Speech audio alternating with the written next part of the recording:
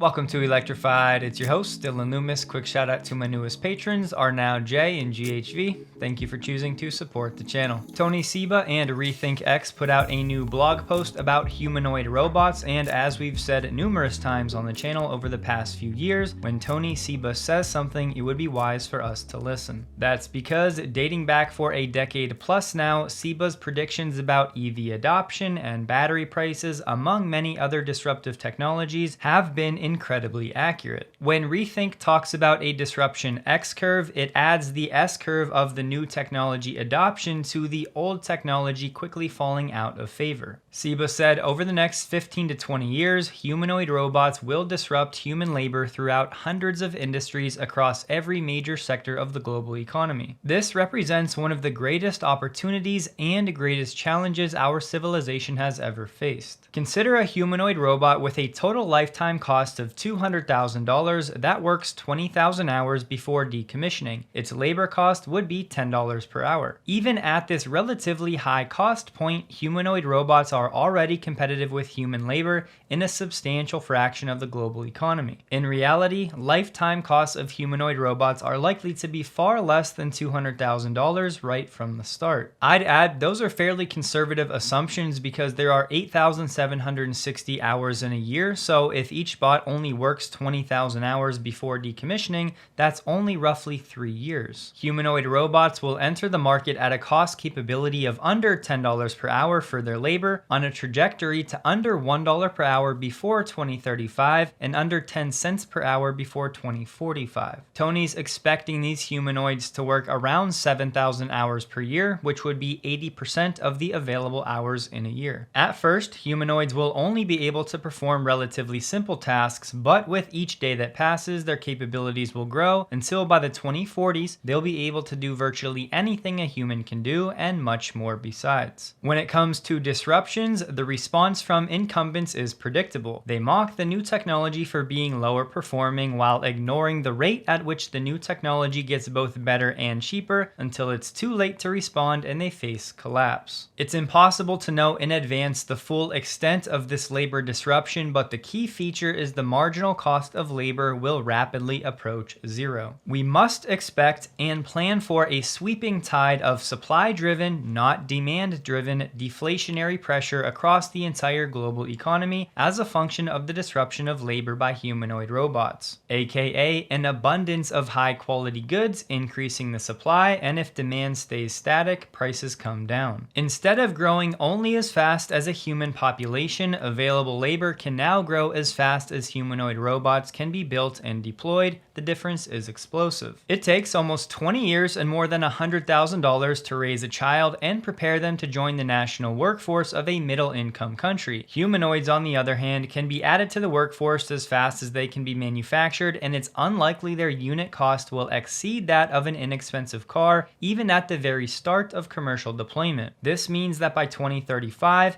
adding 1 million people to a nation's workforce might cost $100 billion and take 20 years, whereas adding 1 million humanoid robots to its workforce might cost just $10 billion and take 1 single year. Humanoid robots are likely to be one of the most profitable physical product categories ever by virtue of the sheer scale of their production numbers alone. It's reasonable to expect the number of humanoid robots deployed to exceed 1 billion over the next 2 decades and possibly much more. If the rate of cost capability improvement in humanoid robots continues as it has been, we will enter an era of material superabundance and prosperity over the next 10 to 20 years that has hitherto been all but unimaginable outside of science fiction. Much of the value as well as the competitive advantage of humanoid robots from the very start will be in their deployment at scale. This is crucial to keep in mind with all of these startup humanoid companies. Which of those will have the best chance at producing these at scale? The humanoid form is a clear choice for facilitating large-scale data gathering because humans themselves can facilitate the collection of the needed data. Unlike a human, a robot can work in completely different environments on completely different tasks from one day to the next. A factory one day, a restaurant the next, a battlefield the day after that, because reskilling is as simple as downloading a software update. The ease of reskilling and redeploying robots therefore greatly increases the value of the general purpose form relative to specialized forms. It is almost impossible to overstate how radical this transformation of the human condition will be. It also means widespread public concern about technological employment from AI and robotics remains entirely valid in the longer term from perhaps the late 2030s onward. Without very thoughtful decision making among leadership in every domain and very likely a rethinking of the basic social contract across society itself, the destabilization caused by the disruption of labor could well be catastrophic. It will be very tempting for policymakers, industry leaders, and others to pretend that humanoid robotics will never cause an unemployment crisis, just as we have seen incumbents pretend that other disruptions throughout history pose no threat to the status quo. But this would be a terrible mistake and would lead to enormous suffering and chaos when human labor markets do finally begin to collapse with no hope of recovery. It would also be a mistake to ban humanoid robots to preserve jobs, although we're almost certain to see calls for this, because this would lead to a vicious cycle of diminishing competitiveness, prolonged scarcity, economic stagnation, and ultimately societal ills ranging from poverty to civil unrest and much else. At the beginning of the disruption, when demand still vastly exceeds supply, no single producer will be able to capture all markets. So even though the leading technology developers in the humanoid robot sector might limit their humanoid robots to deployment in factories or to lease-only user agreements, there will be so much demand for humanoid robots that other firms lower on the leaderboard will still enjoy huge opportunities to step in and target other markets with other business models as well. Finally, the disruption of labor is inevitable, and together with the disruptions of energy, transportation, and food, it could herald a new age of unprecedented freedom and prosperity, but only if we're willing to experiment, to learn, and to transcend the limits of the past, starting right now. I can't think of a better segue for the Optimus video that Tesla released over the weekend. The neural net for Optimus is running in real time on the bot's FSD computer, so yes, that's inference compute, the same as Tesla vehicles. Long term, this will be a beautiful thing for economies of scale. Optimus is also able to recover autonomously from its failures, and the training data collected right now is via human teleoperation, and it's scaled across their fleet for a variety of different tasks. In the video, you'll see Optimus sorting battery cells, but it was also folding laundry, and it was grabbing something in a home storage type setup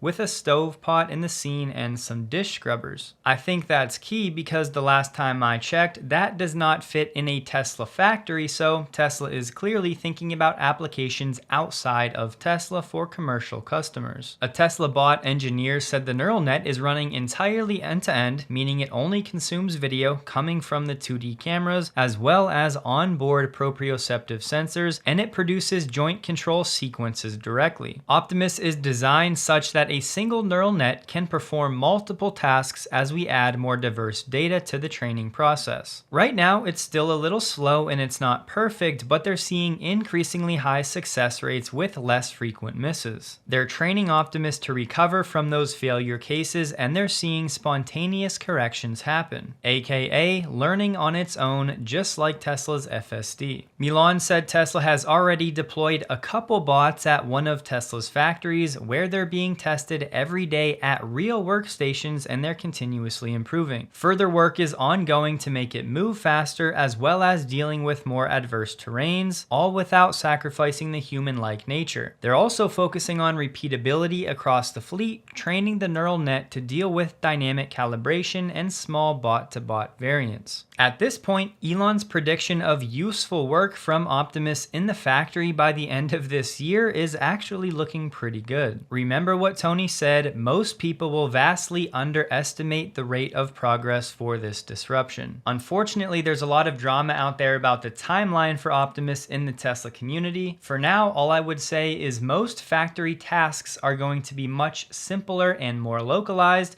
Comparing that to FSD seems like a fool's errand. Meaning, if you're taking the Tesla FSD timelines and trajectory and applying that to Optimus and expecting something very similar, I do not think that is wise. You guys know when it comes to humanoids, I'm almost always the first person to temper expectations, but the tasks in a factory setting are wildly different than solving FSD. Elon said on X, the new Optimus hand later this year will have 22 degrees of freedom and the actuators will move almost entirely into the forearm, just like how humans work. Jim Fan in senior research at NVIDIA said Optimus's current hands are among the best 5-finger dexterous robot hands in the world. The current hands have 11 degrees of freedom and many competitors only have 6 to 7, and Tesla's has the robustness to withstand lots of object interactions without constant maintenance. So when Tesla releases this next-gen Optimus hand, it'll have around 3 to 4 times the degrees of freedom of most of the humanoid competition.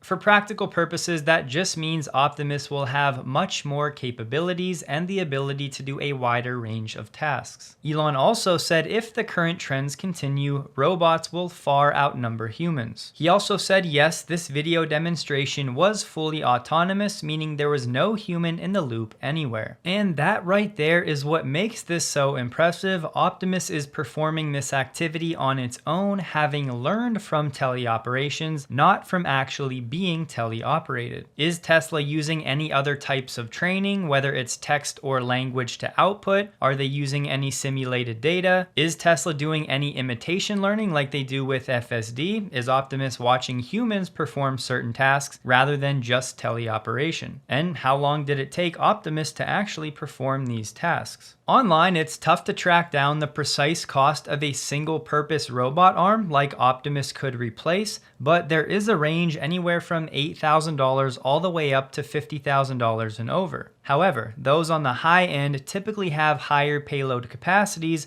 but obviously even if Optimus costs more than a robot arm, Optimus will be able to do many different tasks long term. Jim Fan from NVIDIA pointed out the low latency between Tesla's teleoperations and the Optimus controls, but he said teleoperation is insufficient to solve humanoid robotics because it fundamentally does not scale. Translation, this teleoperation training method is only going to be for this phase of the disruption. Which leads to the question, if you only have the budget or the employee headcount to collect training data for 500 or 1,000 tasks, it'll be interesting to watch what Tesla picks to maximize that skill transfer and to get toward generalization. All I'm going to say for now is it was less than 2 years ago, September of 2022, when Tesla first unveiled the prototype version of Optimus, which they were calling Bumblebee at the time. So if you extrapolate another 2 years with Tesla no longer being compute constrained with all of the learnings from FSD12 and a refocus on AI, I think most of us here can do that math. We need to talk about something. So you know how over the past few years, the Tesla community has grown from a close-knit community of supporters to a very large, diverse community with many doubters and skeptics. Well, the exact same thing has happened with AG1, and I think it needs to be talked about. Since AG1 has grown to be incredibly popular, there are now many people that understand they can also profit from trying to cut it down. And although oftentimes this is actually done by people that are just promoting a competing product, even the people that are not still understand they can generate profit just from the clicks that AG1 in the title can generate. Again, this is exactly like Tesla Q and legacy media realizing that they can profit by attacking Tesla and Elon. Most people will not even address this, but it's actually quite important to me. The main argument against AG1 is that the vitamins and minerals are not clinically relevant doses, somehow implying that then the product is useless. Remember though, these recommended daily intake levels are just that, recommendations, because everybody's body is different. For example, the RDI for vitamin D is around 600 IU. Now, do you really think that getting 599 IU will do nothing? But if you get one more international unit, then boom, magic happens. I think many of us would agree the answer is no, something is better than nothing. And if you actually look at the ingredient list of AG1, many of the the 75 vitamins, minerals, and probiotics in every serving are over 100% of the daily value. So look, at the end of the day, AG1 is just something that you would have to try for yourself to see how you respond over the course of a period like 6 months. Just speaking for myself, I feel better knowing that I'm doing what I can to get a baseline of daily nutrition, and I'm glad to support a company that I think cares about putting science first and doing the right thing. So if you want to check it out, you can get 5 travel packs and a 1-year supply of vitamin D3K2 linked below. Just remember, no matter how benevolent a company's endeavors, like Tesla trying to solve FSD to save lives,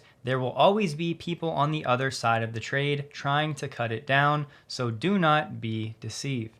Assuming Elon succeeds in reducing accidents by 50% versus human drivers, wouldn't auto insurance rates fall to reflect the reduced underwriting risk, thereby adversely impacting Geico's revenues and float and perhaps margins too?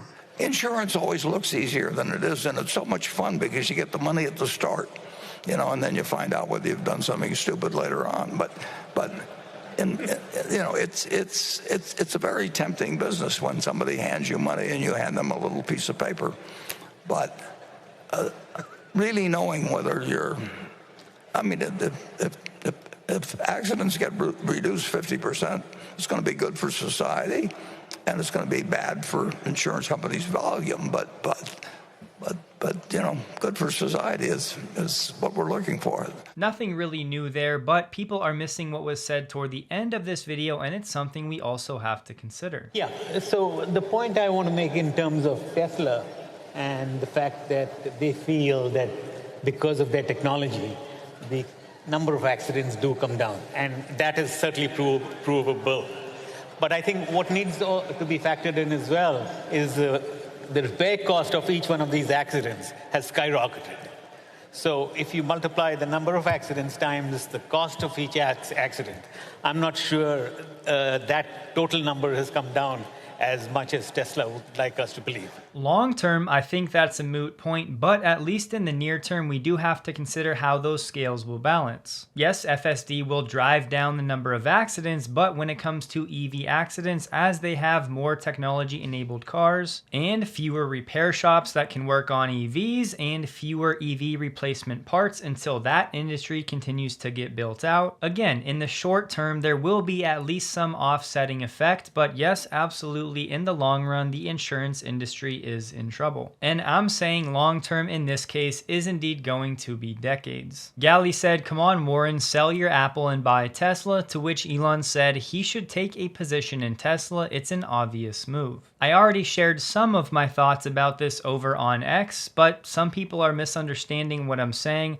I'm not saying there's no Buffett effect if he were to hypothetically invest in Tesla. I'm just saying personally I don't care about that because that is simply a sentiment shift, and the sentiment changes with the winds. Buffett investing in Tesla changes exactly nothing for Tesla's long-term fundamentals, the business trajectory Tesla is on, or the company's financial performance. Last week we talked about this bill that Republicans have introduced, and now they said there's no reason that US taxpayers should be bankrolling luxury EV purchases for wealthy individuals or foreign entities. Personally, I think the likelihood of this passing is pretty low, but just so you know, the bill specifically repeals the $7,500 tax credit, eliminates the credit for used EVs, and wipes out the federal investment tax credit for EV charging stations, and it closes the leasing loophole that has allowed certain taxpayers and foreign entities to evade restrictions on EV incentives. This feels like as good a time as ever to remind everybody that in 2022, fossil fuel subsidies surged to a record $7 trillion.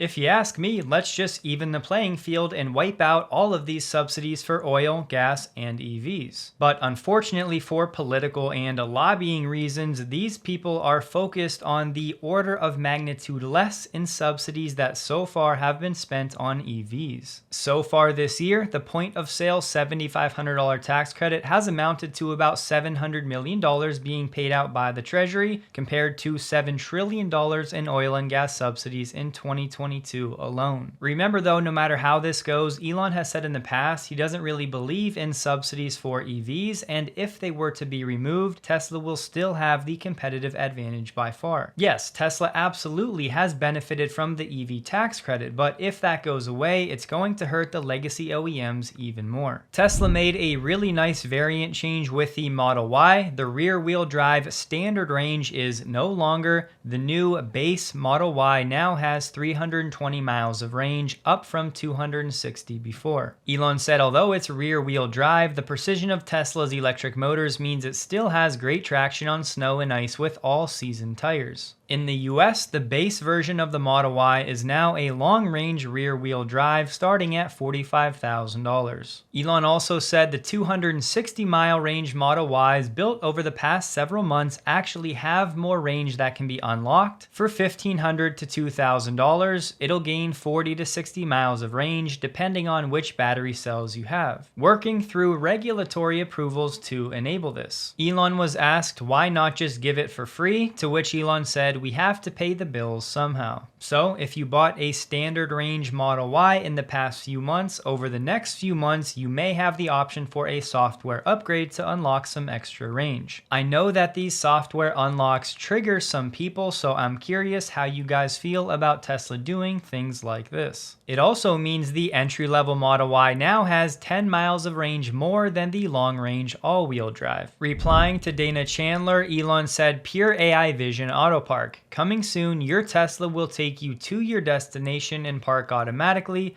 unless you ask it otherwise." So when Elon says ask it, could he mean with your voice? Then replying to SMR, Elon said actually Smart Summon and Banish, which is auto park with no one in the car, is also coming soon. It would be exciting to see Elon confirm coming soon is with something like version 12.4, but so far no such luck. Elon did say, "I'm pathologically optimistic with time, have been ever since I was a kid. My brother Kimball would tell me an earlier time for the bus schedule from school so that I would actually be there on time." Look, you can call me an Elon fanboy or naive if it makes you feel better, but I genuinely believe that Elon being overly optimistic with time is far more accurate than saying Elon is a pathological liar. James Stevenson asked about the last mile FSD problem solving, saying, "I don't park at the curb in front of my house like a delivery person. I park in my garage in the back of my house so I can charge. Can FSD train on my actions in video after I intervene upon arriving home?" To which Elon said, yeah. So perhaps the ability for your car on FSD to pull into your driveway, perhaps into your garage, could be coming later this year. Accelerating Tech on X pointed out a Walmart Tesla Semi out on the roads over the weekend. However, you may remember about 3 weeks ago, Timothy Dooner on LinkedIn posted another video of a Tesla Semi from Walmart. He said this version of the Tesla Semi was pulling a reefer, which, in case you're not familiar, just means a refrigerated trailer to carry perishable goods. And more recently, on the cab of the Tesla Semi, you will see Walmart Transportation LLC. And Heinrich Zane added up to 9 other companies have received or are about to receive the Tesla Semi as they're slowly being produced at the prototype production facility near Giga, Nevada. And an important distinction, we don't know if these Tesla Semis are actual deliveries to these customers or they're just being loaned for testing and verification, similar to the Martin Brower press release. As Heinrichs understands it, Walmart has to put their decal on the truck to legally use them for deliveries. Either way though, as long as the testing goes well, back in 2020, remember Walmart placed an order for 130 Tesla Semis. Ordinarily, I would not check in on 1 month, but for Germany, it's key to keep an eye on what's going on with the EV market. From Roland, we have year-to-date sales for Tesla in Germany for 2024 well behind 2023 and even behind 2022. Thus, year-to-date, Tesla is about 36% behind the pace for 2023. What I'm about to say is really just anecdotal from some people that are living in Germany commenting on the state of the EV market. They're saying with the subsidies canceled and a heavy media bias toward ICE vehicles and the lobbies just like we see in the United United States. Currently, EV demand in Germany is up against some pretty staunch opposition. Several auto bloggers from Weibo have been reporting that Tom Zhu is set to move back to his role as vice president for the Chinese market. Zhu had left his position in August last year to move to Texas as senior vice president of automotive,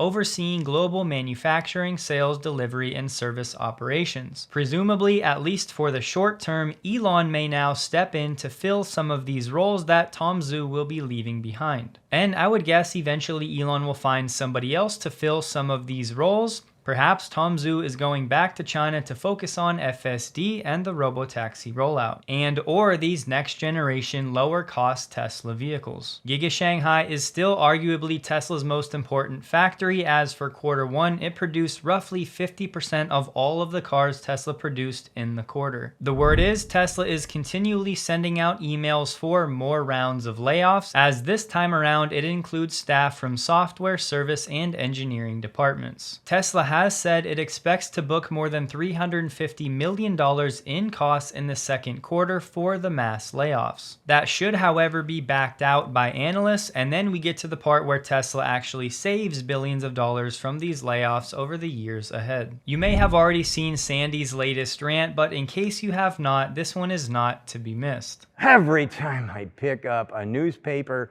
or a magazine that talks about Elon Musk, it's the same old crap. Look around. This is information. This is data. This is analytics. This is money. How much does it cost? How much can be built? What's the characteristics? Has it been tested? All this other crap. And yet, some moron will come on CNN or whatever channel, I don't know, they're all under the bus as far as I'm concerned, and say things that just aren't true. This is what they do. If it bleeds, it leads. This is the only rule in the media. How do they sell papers? Fear. When you listen to it, what are you, out of your mind? At the end of the day, there's nothing that Elon did on this that's anything but good business and good business planning. I got all upset because I'm sick and tired of getting... We have to be careful about what we see, what we hear, and how we interpret it. Elon Musk is the greatest person on the planet right now. Nobody else out there, nobody has made a rocket ship that'll go to Mars. Nobody out there has made electrification a reality. You look at that magnificent piece back there, even if you don't like the look of the Cybertruck, look inside. Who else is going to be able to push 48 volts, which we should have done in the 1960s? Who else is going to give you an Ethernet a ring that eliminates a giant amount of CAN bus? Who else is going to give you rear wheel steering? Who else is going to give you steer by wire? Nobody. Why? Because they don't have the brains, they don't have the guts, and they will never take a risk. Never. The Boring Company, the satellite dishes, all these things come from one guy. And what do these guys want to do? Make it bleed. Make it bleed. Everything they possibly can, they're going to throw them under the bus. But here's the deal. In 100 years, no one will remember any of these jerks. And I'm telling you right now, you should stop believing in them. Today would be a good day. Because at the end of the day, Elon Musk is the man of this century for sure.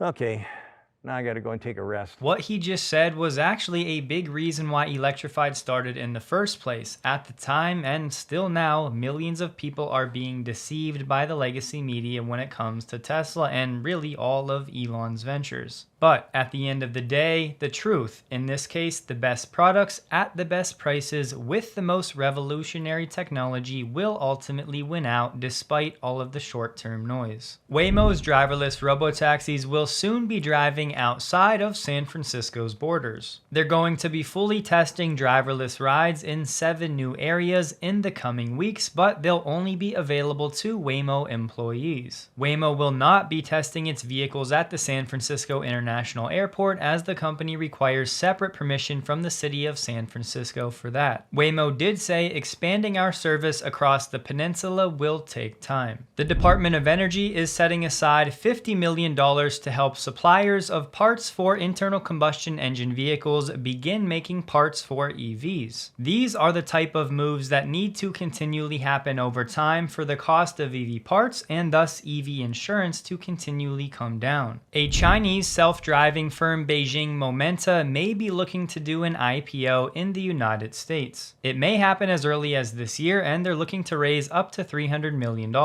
I'm pointing this out though because one of its backers includes General Motors. GM obtained a permit in August to test autonomous driving EVs in designated zones in Shanghai using Momenta technology. Do not get this twisted with Tesla using Baidu's mapping technology. Tesla is using its own FSD technology to deploy it in China. In this case, GM is actually using Momenta's autonomous technology, not anything from Cruise. Lucid released its Q1 financials, and it came in with a net loss of $680.9 million, which was down quarter over quarter from Q4, which was $779.5 million.